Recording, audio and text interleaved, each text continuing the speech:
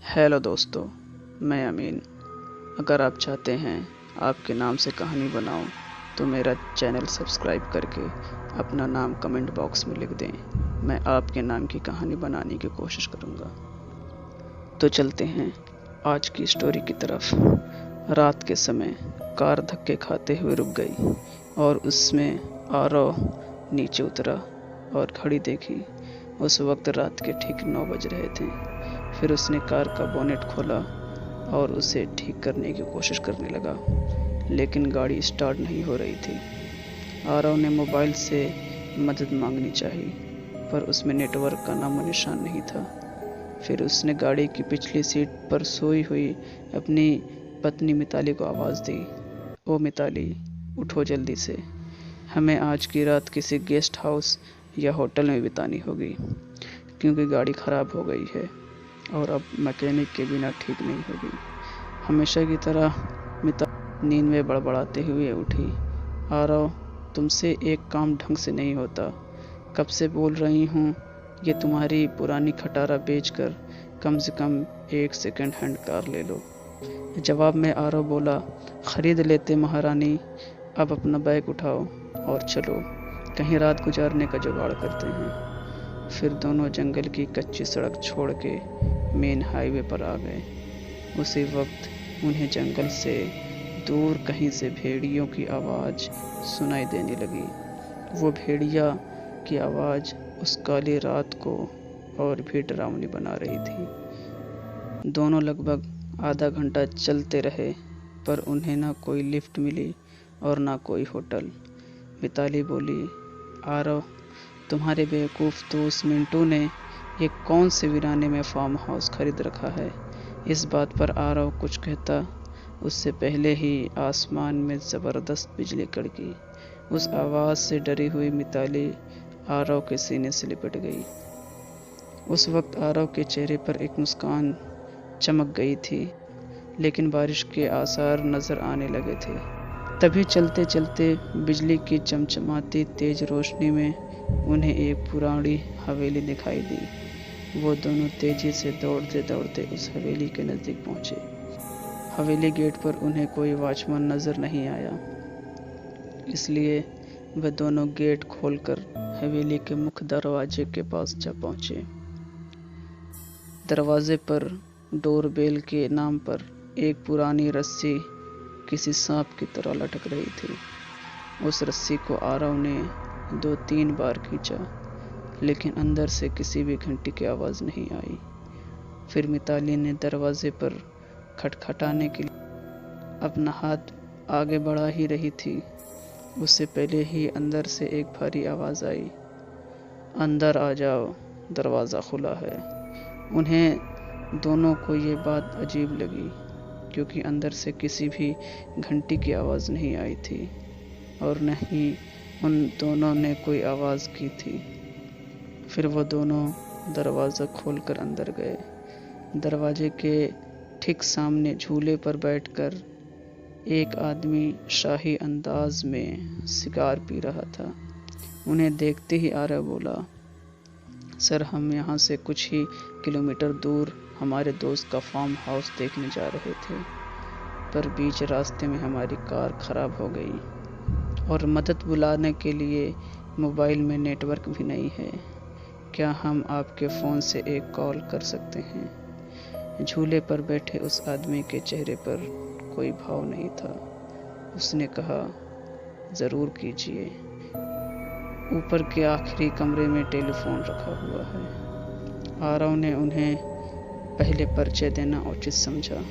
उसने कहा, मेरा नाम आरव है और ये मेरी पत्नी मिताली।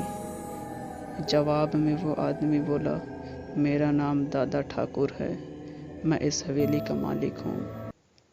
आरव और मिताली हवेली की शान देखते ही रह गए थे कि उनकी नज़र दादा ठाकुर के पीछे वाली दीवार की सबसे बड़ी फ़ोटो फ्रेम पर पड़ी, जो खाली थी और पूरे घर में तस्वीरें ही तस्वीरें थीं।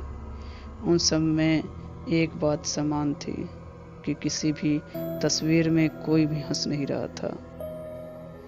सभी तस्वीरें बिल्कुल भी भावनाहीन थी। फिर आरव और मिताली दोनों ऊपरी मंजिल पर गए और आखिरी कमरे में जाकर लैंडलाइन से अपने दोस्त मिंटू को कॉल करने लगे। बहुत बार कोशिश करने पर भी फ़ोन नहीं लग रहा था। तभी मिताली की नज़र उस दीवार पर पड़ी। वहाँ एक फ़ोटो फ्रेम टंगी थी। उसमें भी कोई तस्वीर नहीं थी, सिर्फ खाली थी। उन्हें ये बात थोड़ी अजीब लगी। फिर दोनों नीचे गए और दादा ठाकुर से बोले, आपके लैंडलाइन से फ़ोन नहीं लग रहा है। दादा ठाकुर बोले कि यहाँ की फ़ोन लाइन में हमेशा गड़बड़ी रहती है, दोबारा से प्रयास करो, या फिर चाहो तो आज की रात आप दोनों यहीं रुक जाओ। मिताली और आरव कमरे में जाकर फिर कॉल लगाने की कोशिश करने लगे, पर सब बेकार। आखिर में दोनों ने रात को वहीं रुकने का निर्णय लिया। पेट पर लेटते ही दोनों की आंख लग गई। रात के ठीक 1:30 बजे आरव की नींद अचानक से खुल गई और वह एक बार फिर से अपने दोस्त को फ़ोन लगाने लगा, लेकिन उस वक्त फ़ोन पूरी तरह डेड था। हाथ से फ़ोन नीचे रखते हुए आरव की नज़र दीवार पर गई और सामने का नज़ारा देखकर उसके चेहरे से हवाइयाँ उड़ गई, क्योंकि कुछ घंटों पहले देखी हुई खाली फ्रेम में अब उन दोनों की तस्वीर थी और उसके नीचे लिखी थी उनकी मौत की तारीख। उसने मिताली को उठाया और उसे तस्वीर दिखाई। वो बोली, यहाँ कुछ तो गड़बड़ है आरव, हमें अभी के अभी यहाँ से बाहर निकलना होगा। फिर दोनों ने वहाँ से सरपट दौड़ लगाई। सीढ़ियों से वह दोनों तेजी से नीचे उतरने लगे, पर उतरते वक्त सीढ़ियों पर उन्हें 4 पैरों की जगह 6 पैरों की आवाज़ें आ रही थी। अब वे दोनों काफ़ी डर चुके थे। कुछ भी करके उन्हें बस दरवाज़ा खोल के बाहर भागना था। पर दरवाजे के पास पहुंचने के बाद जब दोनों ने उसे खोलने की कोशिश की, पर उनकी कोशिश नाकाम रही, क्योंकि दरवाज़ा किसी ने बाहर से बंद कर दिया था और अब वह दोनों उस भुतहा हवेली में कैद हो चुके थे। आरव और मिताली दरवाज़ा पीट रहे थे, मदद के लिए चिल्ला रहे थे। उसी वक्त बदकिस्मती से बिजली चली गई और मौत ने अंधेरे की चादर से सब कुछ ढक लिया और चारों तरफ शमशान का सन्नाटा फैल गया। मिताली अपने कांपते हाथों से मोबाइल टॉर्च चालू करने लगी। जैसे ही उसने टॉर्च चालू की, उसकी रोशनी सबसे पहले सामने वाली उस बड़ी से फ़ोटो फ्रेम पर पड़ी, जिसे फ्रेम को आते वक्त दोनों ने खाली यानी बिना तस्वीर का देखा था।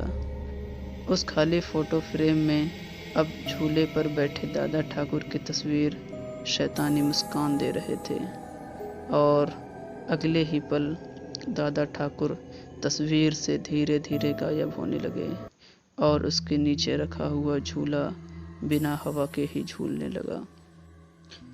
उस भयानक मंजर को देखकर मिताली की आवाज़ बैठ गई और आरव बस बेसुध देखता ही रहा।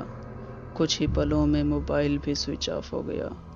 अब तक उजाले में मिताली और आरव को वहाँ पर एक दूसरे के सांसों की ही आवाज़ आ रही थी, पर अब अंधेरे में उन्हें और कई सारे लोगों के सांसों की आवाज़ सुनाई देने लगी। एक एक करके सभी आवाज़ें नज़दीक आ रही थी और कुछ ही पलों में दर्द भरी चीख के साथ उन दोनों की तस्वीर भी बाकी तस्वीरों के साथ हवेली की दीवार पर टंग गई और दादा ठाकुर झूले पर बैठ के सिगार पीते हुए किसी और मेहमान का इंतज़ार करने लगे।